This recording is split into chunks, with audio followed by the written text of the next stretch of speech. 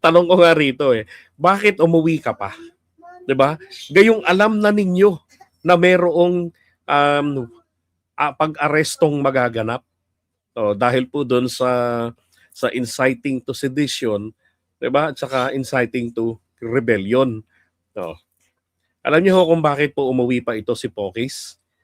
At nag-post pa siya na nakaganyan. Sa psychology, pagpapaawa po yung mga pinaggagawa niyang yan. Yung mga ganyan-ganyan, ipopost mo.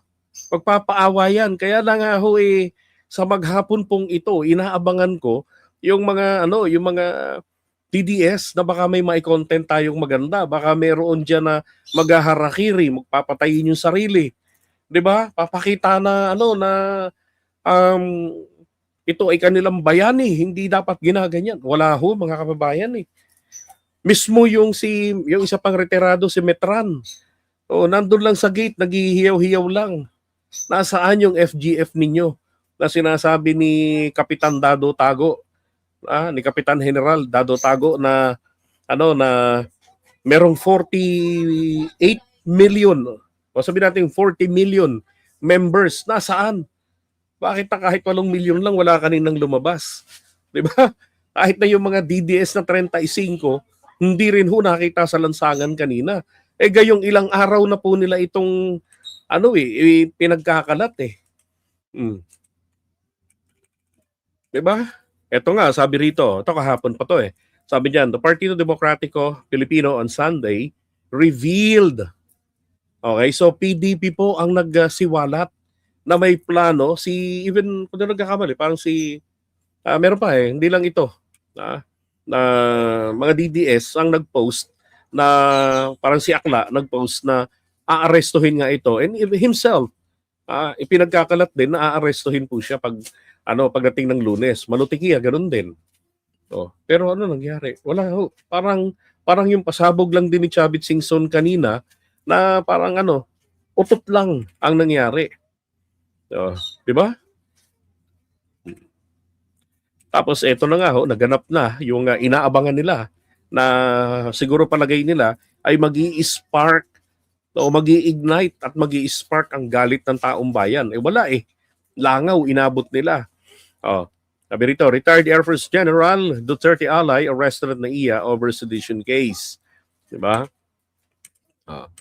Alam nyo, kaya po ito umuwi at panay ang paawa ng ganyan. Alam naman po niya kasi na yung kasong isinampalaban sa kanya ay bailable. Okay? Ang inciting to sedition at saka yung yung inciting to rebellion, yan huy pare-parehong bailable offenses. Okay? Kaya umuwi yan. Yung mga pinagsasabi po nila na katulad nito, hindi nabubuhay ang korupsyon sa kapangyarihan. Nabubuhay ito sa katahimikan. Kalokohan. Yung may kapangyarihan, yun ang nangungurap. 'Di ba? At yung katahimikan, yun ang nagpapataba ng korupsyon. 2026 na, huwag tumahimik. Alam niyo kung ganito lang yung sinasabi, hindi ho siya makakasuhan because that is absolutely pasok sa freedom of expression. 'Di ba? Yung problema, yung panawagan niya na suwayin ang pamahalaan at yung panawagan pa niya sa mga kasundaluhan, 'di ba, na magbitiw na magbitiw na ng suporta sa Commander-in-Chief. Yun po yung talagang dahilan kung bakit po siya nakasuhan. Inciting to sedition yun. 'Di ba? Nanguudyok. Excuse me. At sabi nga nung isa rito Roger Luna, simulan ulit ang protesta. Putik na yan. Ilan na bang protesta ang ginawa ninyo? Walang nangyayari. 'Di ba? Nilalangaw kayo. At si Pokis din ang dahilan. Damay na ang marami. Dahil po ang lungsod Quezon ay ipinagbawal na ang pagpoprotesta doon sa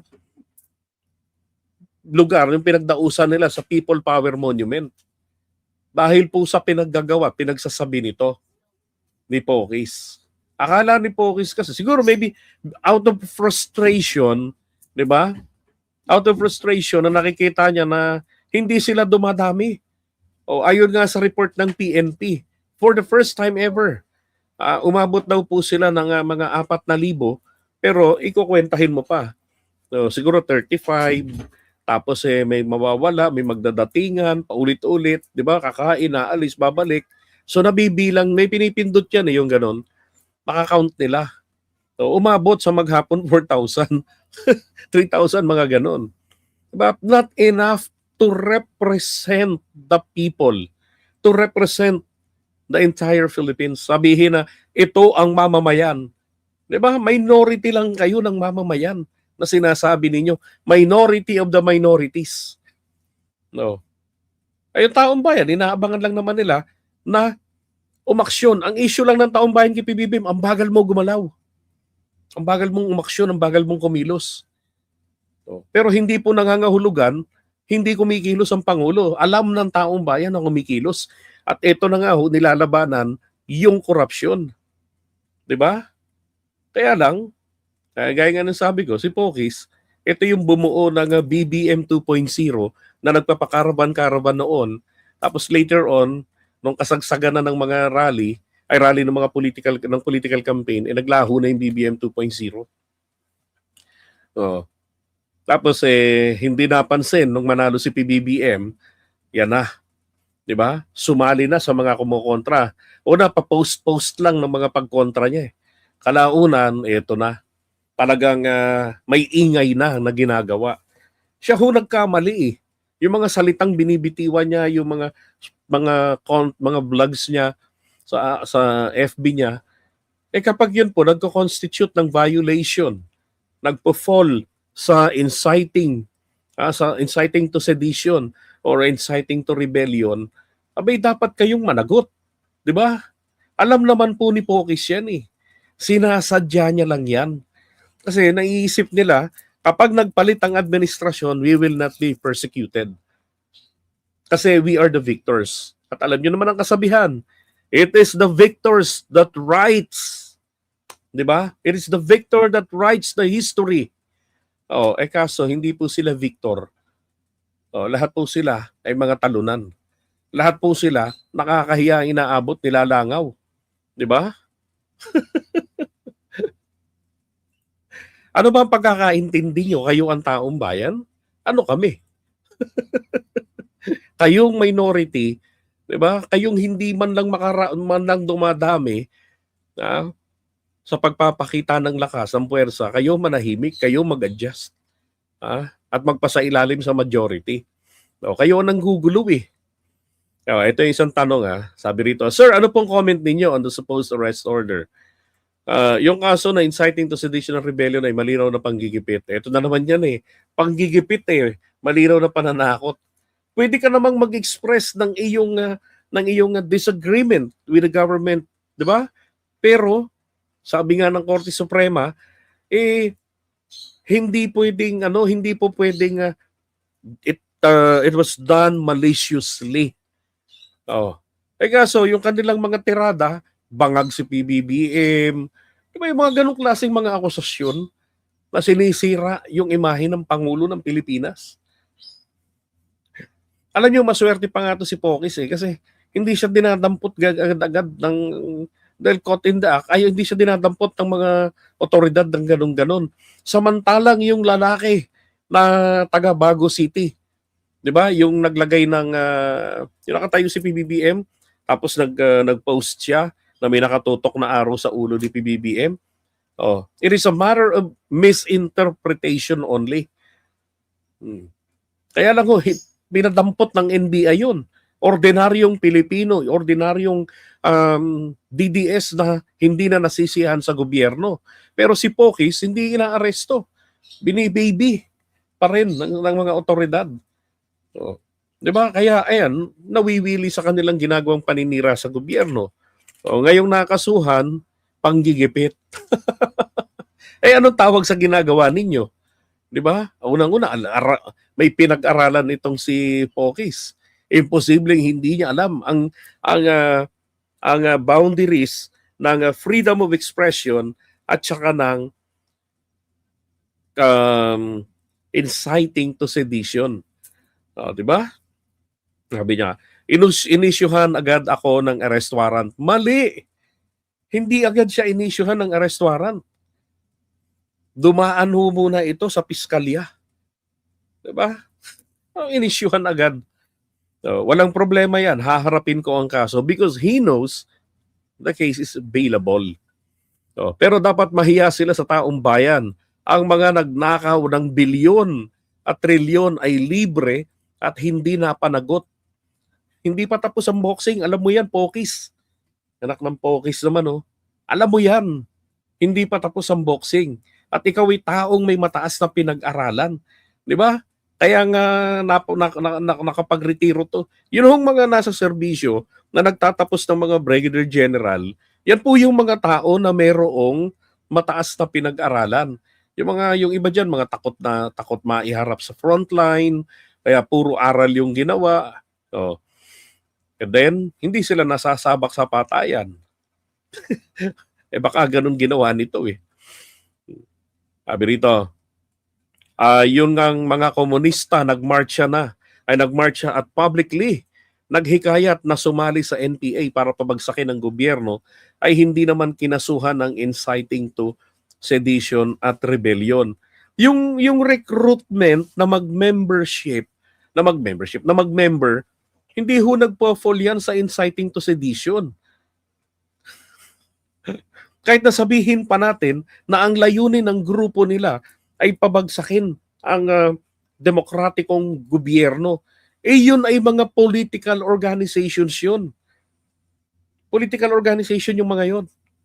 Naturalmente, ang nanasain nila ay mapabagsak yung kanilang karibal.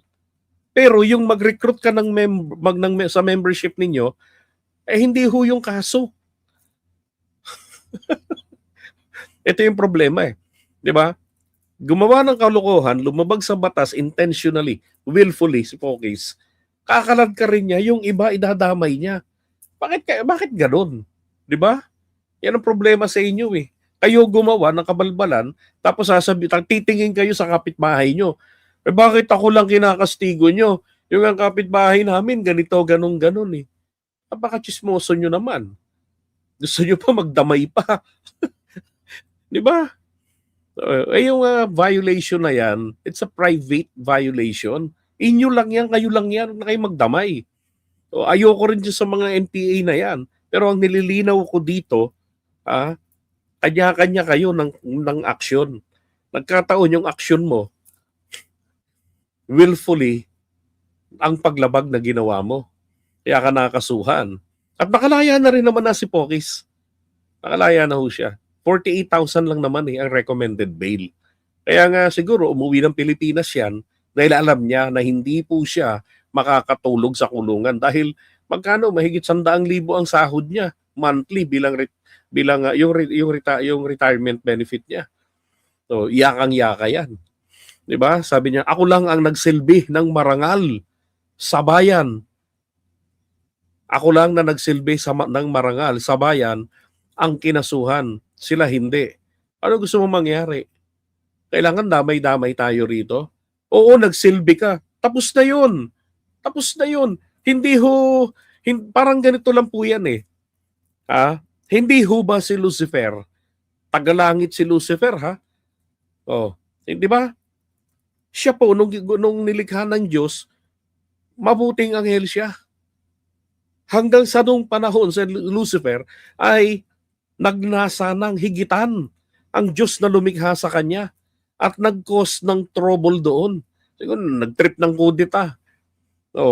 So yung pong kabutihan, yung pagiging marangal na nagsilbing Lucifer noon, hanggang doon lang yun sa panahon na siya ay matino. Pero nung panahon na may kabalbalan na siya, doon na po siya, yun po yung naging dahilan. Kaya po sila naitapon dito sa mundo. Kaya pag may nakasalubong ho kayo na yung mukha parang nahulugan ng langka, alam nyo na yun, baka ho yung sila Lucifer yung bumagsak. Nasalo niya kakatingala, biro lang. Diba? Ganon yung nangyari. So ito ganon, naging marangal ka. Kasi maganda sahod, maganda pakinabang. Diba? Nung nawala ka na sa serbisyo, nangarap ka, hindi ka napagbigyan, sa kabila ng effort mo. Ang totoo, marami namang tumulong nun eh. Yun lang yung nga yung nakakatakot, yung mga tumutulong, hindi ba? TPL? Oh. Maraming tumutulong.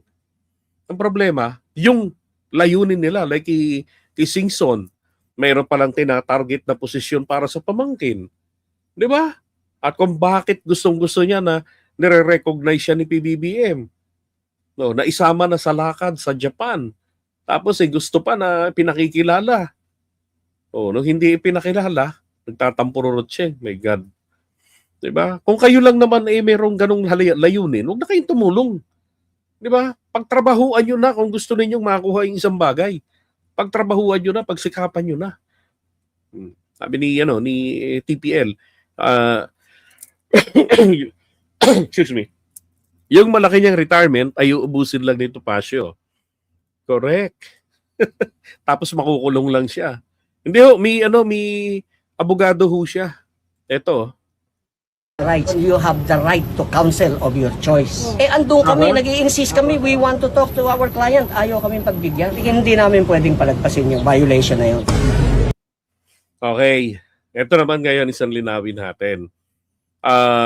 Si Pokis, merong abogado, ito is abogado niya, and then si Topacio, yan ang mga abogado niya. So, ngayon ito,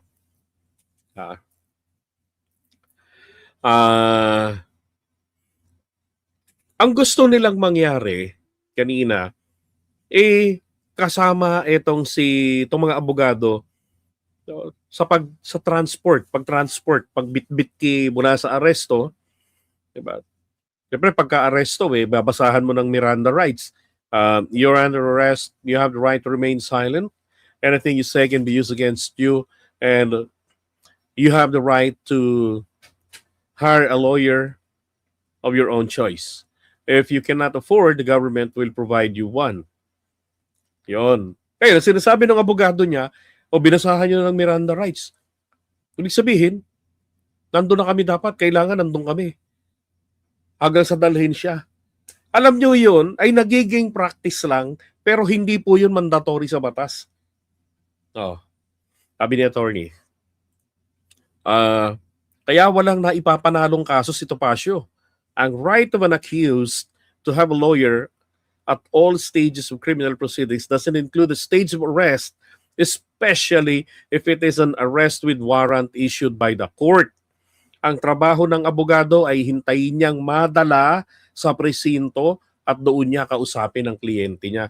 Obstruction of justice ang mangyayari sa kanya kung nagpumilit siya. Tama po kayo, attorney. Diba?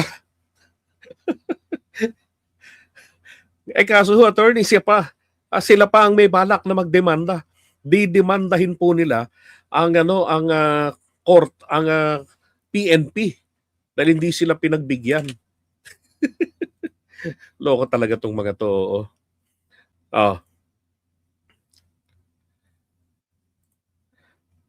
Pasok natin ito muna.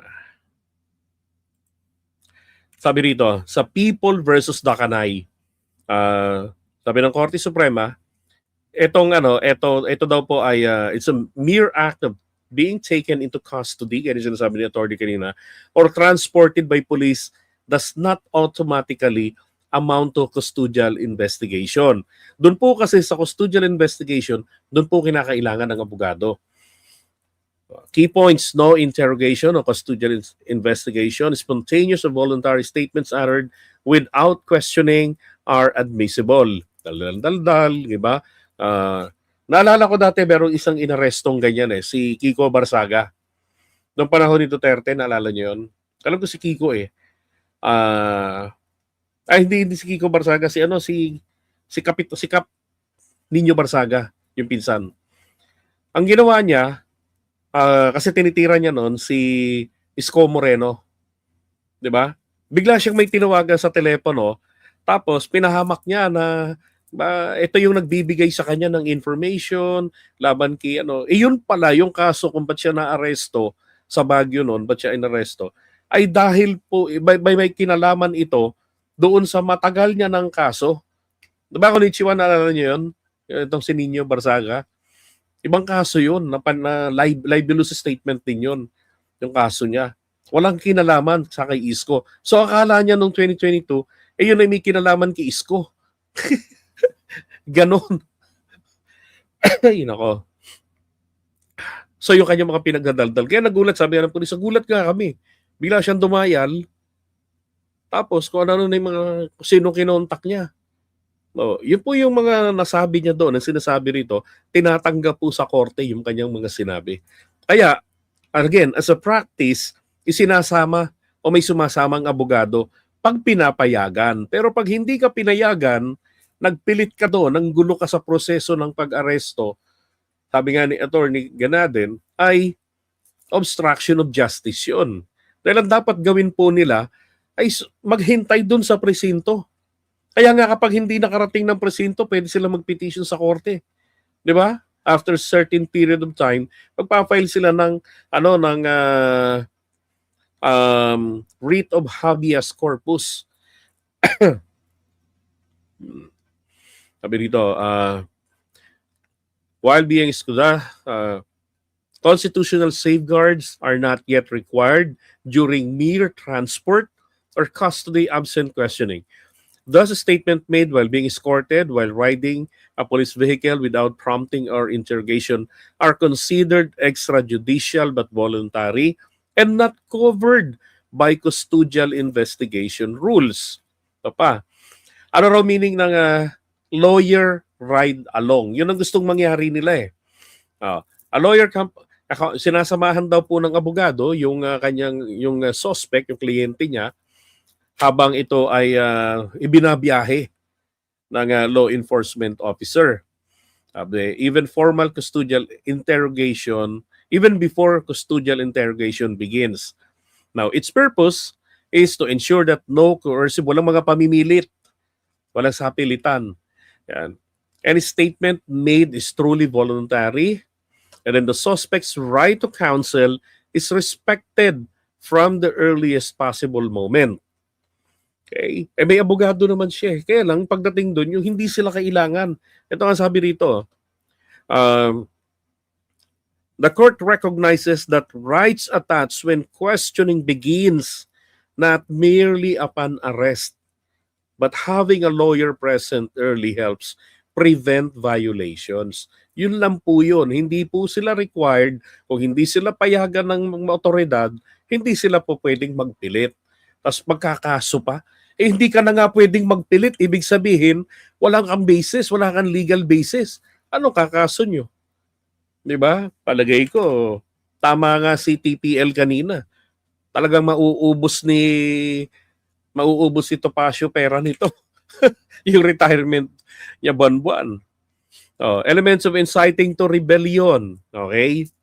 At saka yung rebellion mismo. So ito, sabi rito, the offender does not, kasi may nagtatanong, bakit hindi pa rebellion ang kinaso? Kasi ang rebellion ito ay hindi bailable. Well, hindi po kasi rebellion yung kanyang ginawa eh. Hindi siya sumali sa rebellion. Okay? Yung kanya puro panguudyok, panghihikayat. Ang elemento nga po nito, sabi diyan, the offender does not take up arms and does not directly participate. Yun pong rebellion ay aklas, sumali, at may dala silang mga armas. Laban sa pag-aaklas nila laban sa gobyerno. Yun po yung rebellion. Classic dito ay itong ginawa ni na Trillanes, yung pinaka-recent yung kila Trillanes. Kaya natawa ko yung demanda, gina-justify na lang nila ang nangyaring kahihiyan nila sa ginagawa nila kanina. Tama. Diba? Mukhang tanga. Ito pa. He publicly incites others to commit rebellion. Incitement is direct and public. Yun ang ginagawa nila eh. Ito possible, rin to, inciting to rebellion na pwede pang ikaso kay Pokis. Ibang kaso pa yan, pero bailable pa rin yan. The rebellion does not actually happen. Alam nyo, ito yung matindi rito ha. Tingnan nyo ha, yung sundalo na nagrebelde, pulis na nagrebelde, kasi nagpauto kay Pokis. Kapag nakasuhan, walang piyansa. Ang hatol, habang buhay na pagkakabilanggo. Samantalang yung nang udyok, anak ng potya, 4 na taon hanggang 8 taon lang ang pagkakakulong. Hindi ho ba dapat binabaril yung nag-udyok? Kasi ito yung kumbaga lason. Di ba? Lason. Sabi ni Cesar, lawyer and client privilege yan. Absolutely. You're correct. Privilege is not a right. Okay? Privilege can be denied. Ayun na ho nagsabi, it's just a privilege, not a right. Okay? And then, ito naman, yung inciting to rebellion versus inciting to sedition. So sa rebellion, ang target po nila is to overthrow or remove the government authority.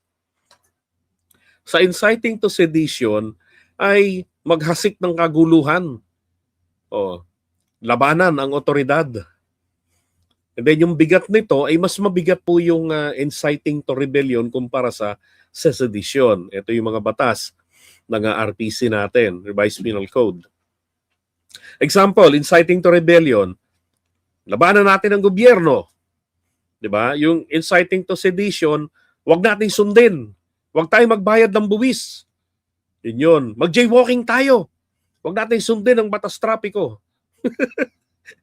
And then ang rebellion, ito talaga yung actual. May bit-bit kayong peng-peng, may bit-bit kayong mga itak, bit-bit yung balisong, 'di ba? Talagang lulusob kayo. Yun. Yun ang mga halimbawa nito ha. Penalties po ng inciting to sedition at saka inciting to rebellion. Next yan. So etong inciting to sedition kung saan si Pokis ay naaresto ay 4 years, 2 months, and 1 day, up to 6 years. 'Di ba? Up to 6 years lang ito yung maximum penalty. Minimum is 4 years. And then ang inciting to rebellion ay 4 years and 2 months, 4 years, 2 months, and 1 day, up to 8 years. So kung paulit-ulit yung kanyang pag-uudyok na magrebelde na kayo, kumalas kayo sa gobyerno natin. Wag yung kaya po sinisigaw lang nila kanina, alam ko si Metran yun, doon sa may labas ng gate. Sinasabi niya na huwag kayong sumunod sa illegal na order. Unang-una, sino ka para magsabi kung illegal o hindi yung isang order? 'Di ba? At yun ay hindi naman madidetermine yan unless sinabi ng korte that order is unconstitutional. Kasi kahit sino pwedeng magsabi na it's an illegal order. Bakit? Kasi ayaw nyo Ayaw nyo sundin Ayaw nyo kilalanin, lalo na yung taong nagbigay ng order. Di ba? Sasabihin nyo mali yun. Pero, ano ba talaga ang sinasabi ng batas? Di ba? At sa lahat ng pagkakataon, dapat po mangingibabaw ang diwa, ang titik ng batas. Hindi ang titik, hindi ang tinig ng tinamaan ng batas. Di ba? Katulad nila kanina. Mga hilong-hilo na naman sila. Hindi umubra yung mga pagpapaawa ni Poki sa arestuhin ako. O nung naaresto na, pag ganun-ganun pa. Di ba? May pataas-taas pa ng kamay hanggang sa nung pinalaya at matapos ang pag-bail. Wala nangyari ho. Yung panis. Panis sila. Ito pa. Di ba hindi siya sinamahan ng grupo niyang UP? UPI? O bakit? Kasi ang UPI, ang layunin lang po nila, sabi nung nagsalita dati, sabi niya, panawagan nga namin ng UPI ay mag-usap ang presidente at vice president para ayusin ang problema ng bayan. Tapos itong makulit na opisyal nila, si Pokis, naghihikayat salansangin ng taong bayan at ng sandatahan lakas natin ang pamahalaan. Sabi, mag-iingat din siya. Sobrang ingay niya after the bail. An accused person talking in extensively about their case to the media while on bail faces serious negative legal consequences, including potential bail revocation. So, ibig sabihin ni attorney, yun, kasi technically po ganito eh. Technically, under custody, itong si Pokis. Okay? Kaya po siya hindi lang natutulog sa rehas at hindi siya masi-safeguard ni na Brando pagdating ng gabi at mapagli-lipstick kasi po may kapalit na salapi na natutulog sa korte. Kumbaga, yun yung piyansa niya. Kaya sinasabi ni attorney rito, dapat, hindi ba ganito? Yung merito ng kaso, kasi yung warrant, lumalabas yan galing sa korte. Ibig sabihin, yung kaso po ay nasa korte na under jurisdiction na ng korte, ng judge.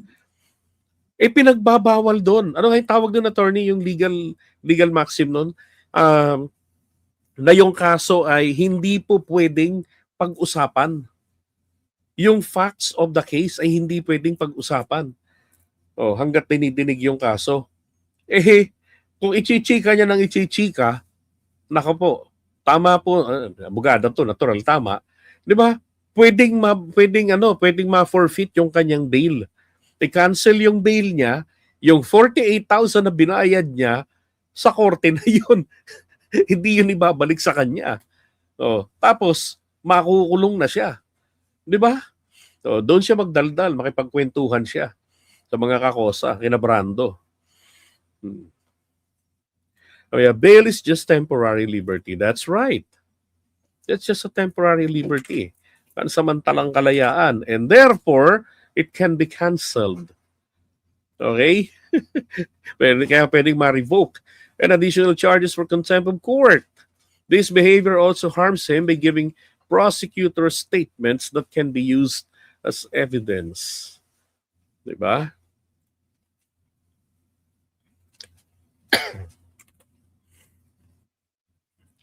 Ay nako, Pokis.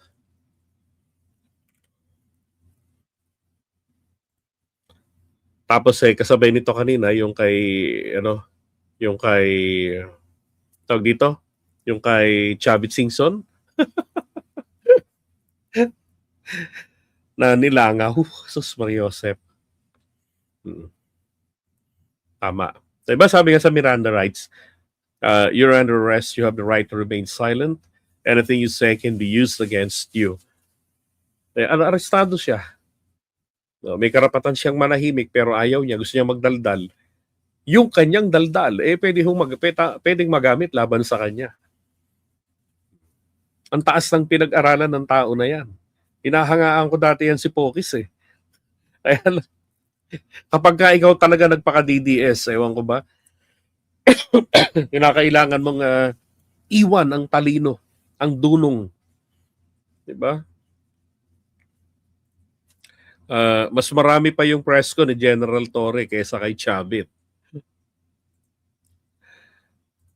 Hindi po. Gag order, ito yung kautusan na binababa ng korte. Pero meron po yung sabi natin ito, default na tawag dito, na ano mo tayong tawag doon eh.